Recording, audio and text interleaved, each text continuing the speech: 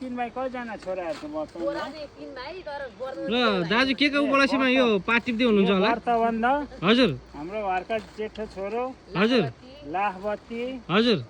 अब घर पूजा सबै थोक हजुर अनि कहिले दाइ कहिलेलाई हो यो कहिलेको लागि तयारी हुँदैछ कति गते अरे फागुनको 7 गते 7 गते 6 गते हजुर 7 2 दिन हजुर हजुर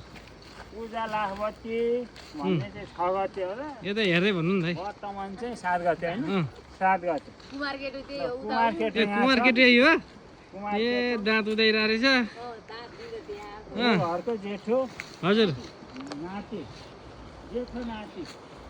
अनि दाइलाई यहाँ आउँदा कस्तो लाग्यो के लाग्यो एकदम आनन्द रमाइलो प्रकृति सुन्दरता के छ रमाइलो हरियाली एकदम हरियाली सालै साल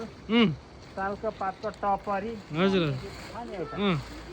पात पनि अब अलिक राम्रो चाहिँ रहेन रहेछ अहिले घाँस्ने मान्छे रिसाउला नि हजुर हजुर मसिना रहेछन् अहिले